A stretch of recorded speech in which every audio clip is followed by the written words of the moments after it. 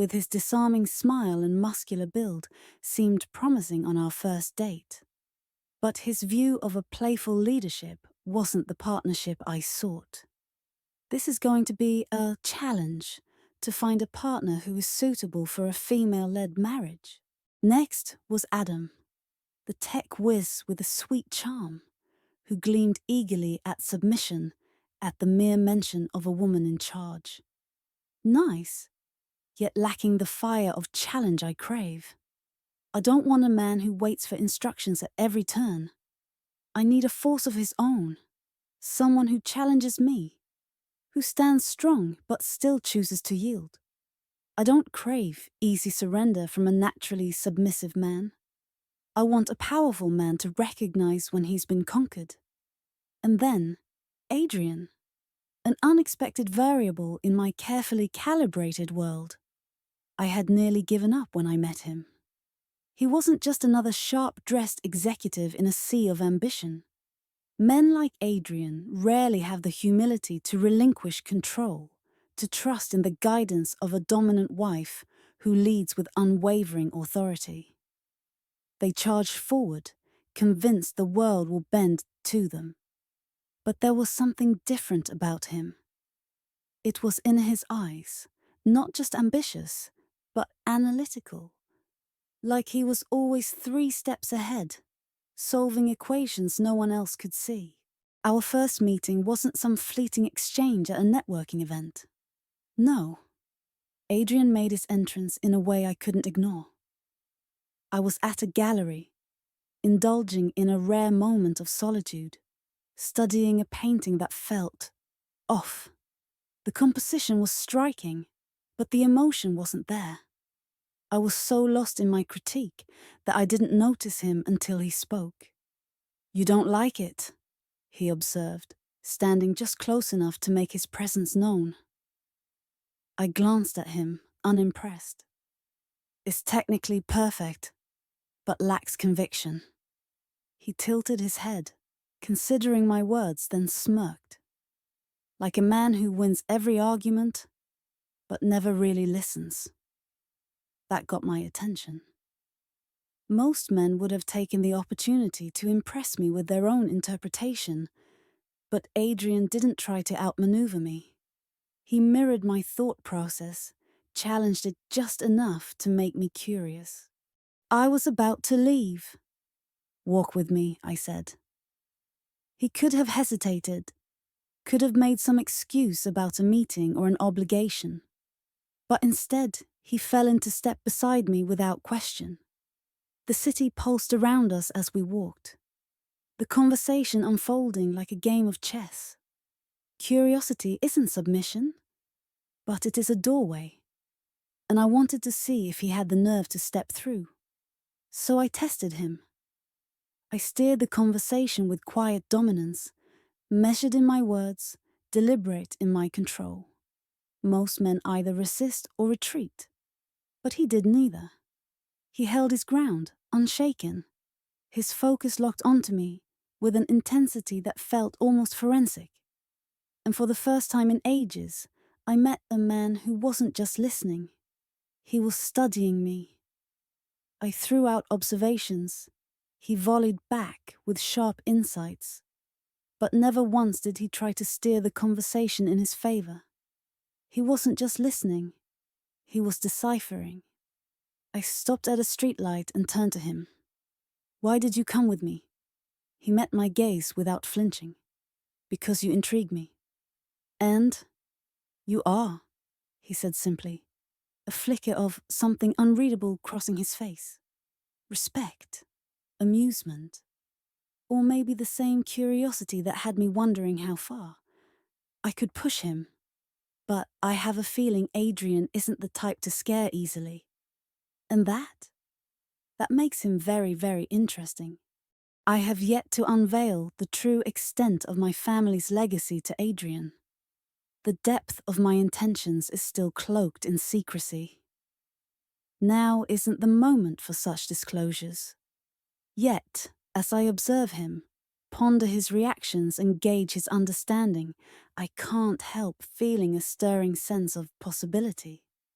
There's something intriguing unfolding here, a potential that's palpable yet still just out of reach. Dinner the following night was another test, though he didn't know it yet. I arrived first, choosing the corner table with the best view, where I could observe him before he even noticed me. When he walked in, sharp as ever in his tailored suit, his gaze found mine instantly. No hesitation, no nervous energy, just quiet confidence wrapped in curiosity. I didn't wait for pleasantries. I ordered the wine before he had a chance to look at the menu, watching his reaction carefully. Most men would take it as a challenge, an affront to their autonomy. Adrian merely smiled, a glint of something unreadable flickering in his eyes. "Interesting choice," he murmured as he poured. He didn't ask why I picked it, and didn't insist on his own preference. He simply accepted, as if acknowledging I had already decided what was best for the moment. But curiosity alone wasn't enough. I needed to see if he could follow. So, with deliberate ease, I leaned into the conversation, guiding it with the precision of a chess master setting an opponent up for checkmate.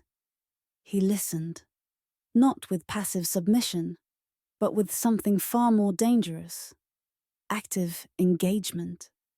He met my authority with intrigue, not resistance. When I challenged his perspectives, he didn't push back out of pride. Instead, he considered my words, dissected them, and responded with insight rather than ego. But then, the real test. "Meet me at the coffee cafe. 7 a.m. sharp." He didn't mask his surprise. "7?" A single brow arched, his voice carrying the faintest hint of skepticism. 7. My tone left no room for negotiation. Most men would have fumbled for an excuse or countered with an offer of a more reasonable hour. But Adrian? He just held my gaze for a beat longer than necessary before nodding. "All right."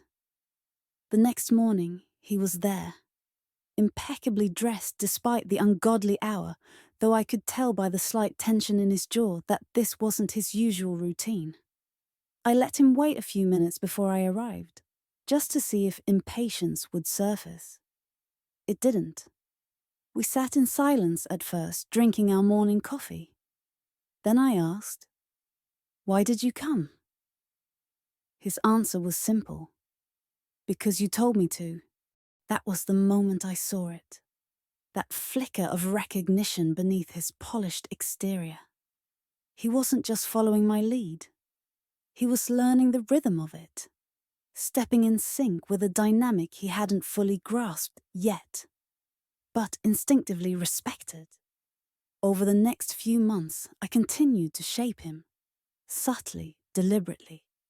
Each decision, each expectation, each carefully placed moment of discipline wove him deeper into my world. He thought he was choosing, but in reality, he was being guided, molded, and refined. When Adrian proposed, his words were heartfelt, his love sincere. But there was still so much he hadn't yet seen, so much he hadn't even thought to question. I should feel guilty about how easily I've guided him here. But I don't. He remains blissfully unaware of how deeply and intricately he is being woven into the fabric of my matriarchal lineage. The ring, flawless, undoubtedly chosen after weeks of internal debate, caught the candlelight as he slipped it onto my finger. I said yes, of course. My expression was one of delighted surprise, though, in truth, there was nothing unexpected about it. Adrian has yet to grasp the full weight of what it means to belong to me. He has no idea what he's truly stepping into. Adrian remains in the dark about the full depths of my heritage and the true nature of my world. He believes he's committing to a life with a confident and intelligent woman, his equal, his partner in every sense. But beneath that illusion lies a truth he has yet to comprehend. He's not just choosing me, he's being claimed. I truly care for him. And once he steps fully into my world, there will be no turning back. He still believes this engagement is the start of our future together. He has no idea it's already been written. He doesn't see the framework being built around him, the quiet adjustments I make to his world. Ensuring each step he takes leads exactly where I need it to. Love alone is not enough. He needs direction, structure, someone to smooth the edges of his ambition and make sure he never drifts too far from my orbit. That someone is me. He viewed us as equals. And yet, every step leading to that moment had been mine to design. Subtly guided. How long until he notices? And when he does, will he embrace it? As wedding plans unfolded, my mother's influence loomed in the background, her steady hand shaping the proceedings with the same quiet power I had learned to wield. Adrian accepted each decision with an easy trust, unaware of how seamlessly he was being woven into something far greater than himself. My mother, sipping her afternoon chamomile tea, with that knowing smile. He's promising, she mused, adjusting a diamond ring that once belonged to my grandmother. Curious, but not reckless. Intelligent, but not arrogant. He follows well without realizing he's following, but not spineless. She paused, studying me. A strong foundation. Mother is absolutely thrilled. Our first real test as an engaged couple came when the topic of the prenuptial agreement surfaced. He brought it up hesitantly, twirling his pen between his fingers, carefully watching my reaction. Not that I'm worried, but, it's just practical, he said. I reached across the table, brushing my fingers gently against his hand. It's smart to be prepared. I understand completely, I murmured. Relief softened his expression. He slid the document toward me, and I spent the next few hours poring over it with meticulous care. When I handed it back, my own adjustments woven seamlessly into the fine print. He barely glanced at them before signing. Adrian trusts me, completely. The final agreement ensures my financial security should we ever part. But we won't. Not because I demand it, but because he will never see a reason to leave. By the time he realizes the depth of our bond, walking away won't even be a thought worth entertaining. Mother is already working behind the scenes, ensuring the wedding will be nothing short of perfection. Planning the wedding has been intricate. It all quietly aligns with the family's expectations. Adrian, of course, thinks he's making decisions. I encourage this illusion. Mother's influence extends through every detail, though Adrian remains blissfully unaware. The ceremony will take place at the family estate. Naturally. It's traditional, I told him. He agreed easily, thinking he was honoring my heritage. Mother has been refining my lessons on understanding control. It's never about domination, she tells me, her voice smooth as silk. It's about building a world so seamless, so secure, that he mistakes surrender for his own choice. It's about creating an environment where he feels safest when he's looking to you for guidance. In 4 months, our wedding ceremony will be in the grand hall of our family estate, where Adrian will vow to intertwine his life with mine, enveloped by my family's watchful eyes and deep-rooted traditions. He will stand at the altar, his voice steady as he commits to the future I've meticulously sculpted for us, a future he embraces, yet only seen the surface of. His family attended, of course, but their presence is a formality. They are polite, but distant. They will smile, offer toasts, and then return to their own lives without ever looking too closely at the framework being woven around their son. He believed he understood the role he was taking on. He had no idea. The reception unfolded with meticulous charm. Laughter and clever jokes sparkled through the air as my female relatives dominated the room with their wisecracks and perceptive humor. Aunt Linda chimes in, "Marriage is a workshop, where the husband works and the wife shops." Adrian laughter mingled with the guests, a joyful sound, yet beneath it lay an obliviousness to the layered meanings behind their words. Meanwhile, the men in our family presented a study in restraint and quietness. My nephew John, ever the epitome of our family's values, portrayed his role with understated grace. His calmness a sharp contrast to the lively matriarchs. Adrian observed John's silence, perhaps pondering its meaning. Yet he remained silent himself. A silent question perhaps forming in his mind about the depth of the role he observed. I noted his subtle curiosity, an undercurrent flowing beneath his cheerful demeanor. The climax of the evening approached as my mother, with a knowing smile, presented a small, elegantly wrapped blue box. The air seemed to thicken with anticipation as I took the box, feeling the weight of generations in my hands. Unwrapping it, I revealed a wooden flat-backed hairbrush, a potent emblem of authority and discipline passed down through our lineage. "A hairbrush?" Adrian queried, in genuine bewilderment. "What's its purpose?" The room fell into a hushed expectation at his question.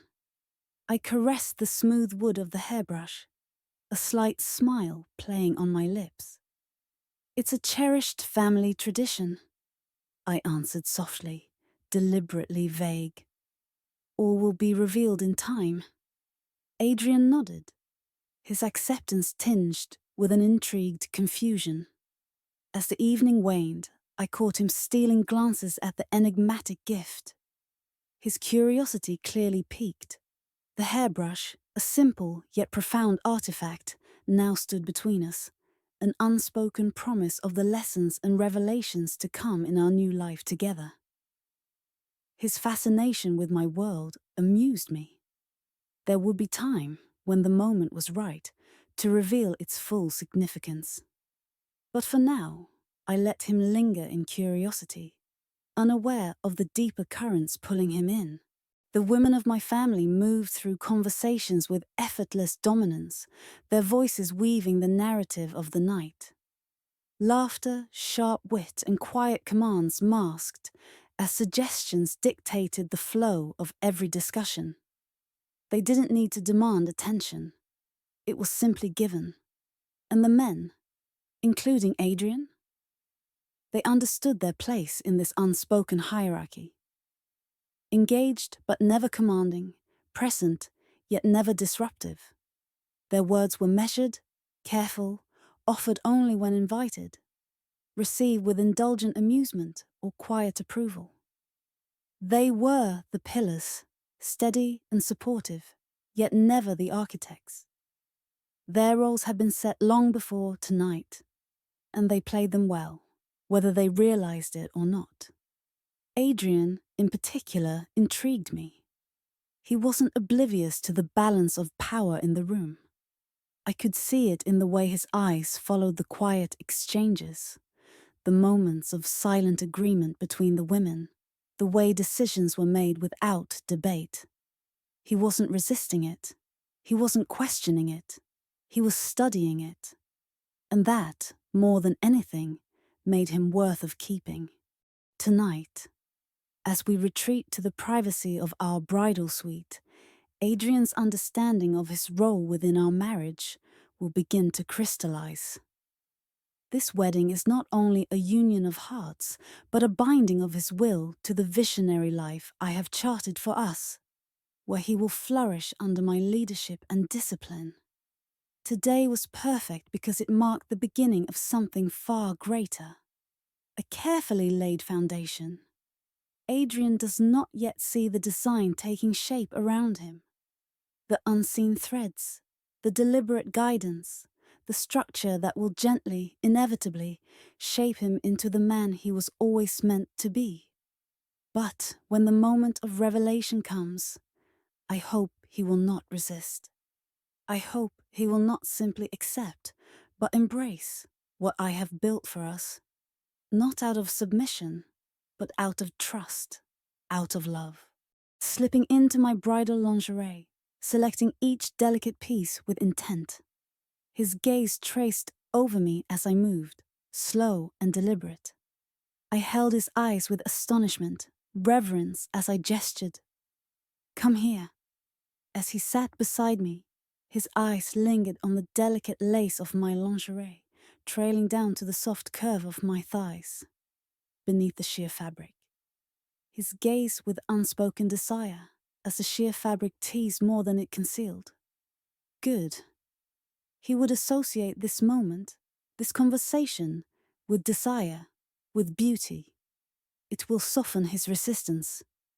Adrian, I began, watching his expression carefully. There are things you don't yet understand about our marriage. Like what?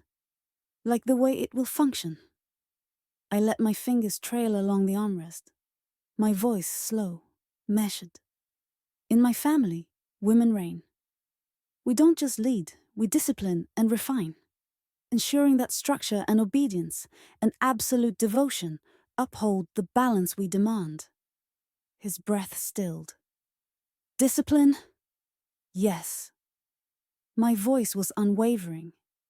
It's about creating balance, ensuring that we both flourish. This isn't about diminishing you. He leaned back, his mind struggling to reconcile his expectations with the reality unfolding before him. The last remnants of his old life clashing with the truth he could no longer ignore. What does this mean?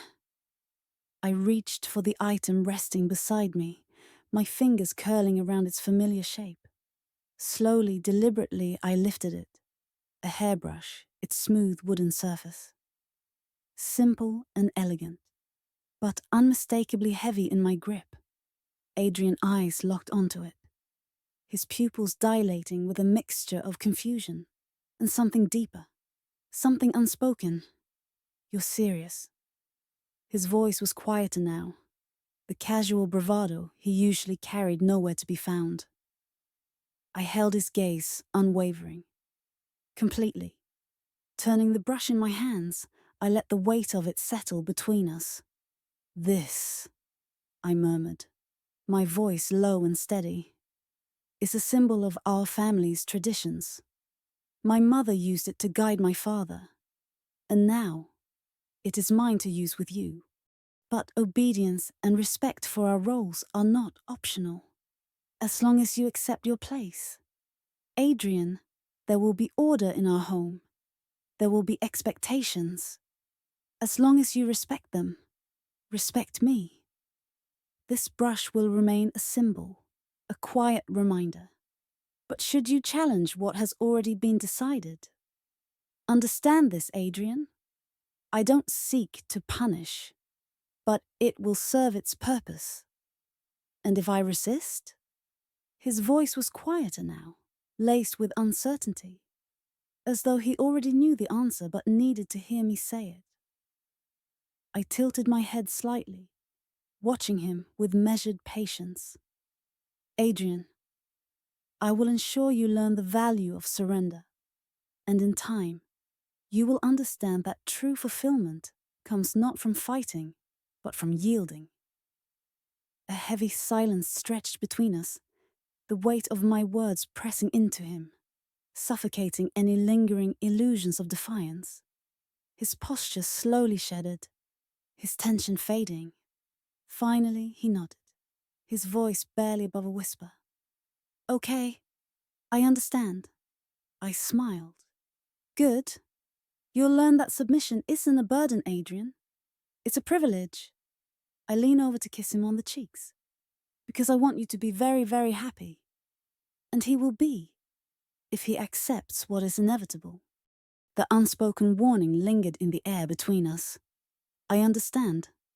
Acceptance. Hesitant, uncertain, but acceptance nonetheless. Good, I murmured, placing the brush back down with quiet finality. Then we understand each other. I understand. The next morning of his new life. The morning light spilled through the tall windows of our honeymoon suite, casting golden patterns across the floor. I sat in the armchair by the window, poised and deliberate, watching as Adrian stirred awake. The silk of my robe draped around me, carefully arranged, not just for elegance, but for effect. Every detail mattered in shaping what was to come. Finally, I spoke, my voice soft but unwavering. Come here. He hesitated, just for a second, unsure of what awaited him, but compelled nonetheless. As he reached me, I gestured to him. Kneel. The flicker of hesitation. This was the last moment of resistance, the final thread of the life he had before me. Then, with deliberate slowness, he sank to his knees. I reached out, brushing my fingers through his hair, letting him feel the quiet weight of my approval. Good. His breathing was controlled, but I could see the rise and fall of his chest, the awareness sinking into him. He was beginning to understand that this was not just a moment. It was a shift, a turning point. I let my hand slide down, tilting his chin up so his eyes met mine. Adrian, I married you because I see the man you can become. Strong, refined, devoted. But to reach that, you must first understand the truth of our marriage. What truth? I continued, my fingers still beneath his chin, holding him steady. Our marriage is not one of equals, Adrian. You have entered a matriarchal household where the women lead in the marriage. As my husband, you will submit to me. It is not weakness. It is with purpose. You will learn, in time, to find peace in submission. I reached for the object beside me, the black leather collar, its silver buckle gleaming in the morning light. I held it up, watching his reaction closely. His gaze flickered, first to the collar, then back to me. His fingers twitched at his sides. This is a symbol, I murmured. A reminder of your place in our home. My mother gave my father one just like it on their wedding night. And you expect me to wear it? I smiled. I expect you to accept your place, but I will give you a choice in how we begin. After a long pause, he finally looked up at me. His voice was quiet but steady. Monica, I ask you to take me as yours. Guide me, shape me. And if discipline is part of that, then I accept it. Satisfaction curled inside me. You've chosen wisely, Adrian. I picked up the collar. Its leather is cool against my palm. With steady hands, I reached forward, fastening it around his neck. The moment the buckle clicked into place, I felt it, his pulse beneath my fingertips, steady but quickened. The last remnants of resistance dissolve into something deeper. But now comes the moment where words would no longer be enough. He had chosen, and now he would feel the weight of that choice. I rose from my seat, my movements slow and deliberate, my presence towering over him as he knelt before me. I reached for the hairbrush. The weight of it felt purposeful in my palm, an extension of my authority, of the discipline he had asked for. My voice was steady, unwavering. Since you have asked, I will honor your request. I saw it then, the flicker of uncertainty in his eyes, the weight of the unknown pressing down on him. His fingers curled slightly against his thighs, his breathing controlled but tense. He had committed himself to something he didn't fully understand, and now he was beginning to feel the gravity of it. Stand. His movements were hesitant, as if his body was trying to resist what his mind had already accepted. I gestured for him to position himself over the chair, and he hesitated only for a moment before finally lowering himself. I placed a hand gently on his back. Then, without warning, I raised the brush and brought it down with a sharp, decisive crack. Adrian tensed instantly, his body jolting in surprise. A sharp inhale, his fingers gripping at the fabric beneath him as his mind scrambled to process the reality of what he had just stepped into. Another strike. The impact echoed in the quiet room, met with a shuddered breath from him. I could feel his instinct to resist, to tense, to hold back, but I didn't stop. Each measured stroke carried the weight of his choice, driving home the understanding that this was real, that he had willingly placed himself under my guidance, my discipline, and there was no turning back now. The tension in him remained, his body taut beneath my touch. I pressed my free hand against the small of his back, grounding him. "Breathe," I murmured, my voice calm but firm. A shuddered exhale, a brief moment of stillness. Then, something changed. The resistance in him, the fight against the unknown, began to dissolve. His fingers relaxed, his breath evened out. With each strike, the tension was replaced with something deeper. Acceptance, understanding, submission. The burning shade of red on his bottom told me the lesson had been well delivered. I rested my hands softly on his back, feeling the heat beneath my fingertips. His body, once rigid with apprehension, was now yielding, relaxed beneath my touch. I set the brush aside, tracing my fingers along the curve of his spine in a slow, reassuring motion. "It's done," I murmured. Adrian let out a breath, the weight of the moment settling over him. He didn't move immediately, as if he needed time to process. Not just the discipline, but what it meant. Finally, he turned his head slightly, his voice quiet but steady. "Thank you for guiding me." Satisfaction stirred inside me. I lifted his chin, forcing his eyes to meet mine. "Adrian, from this moment forward, you will learn what it means to belong to me." His gaze held mine. No more hesitation, no more fear, just the first flickers of devotion. I ran my fingers over the collar once more, meeting his eyes. "Stand." Slowly he obeyed, and just like that, the next phase of our journey had begun.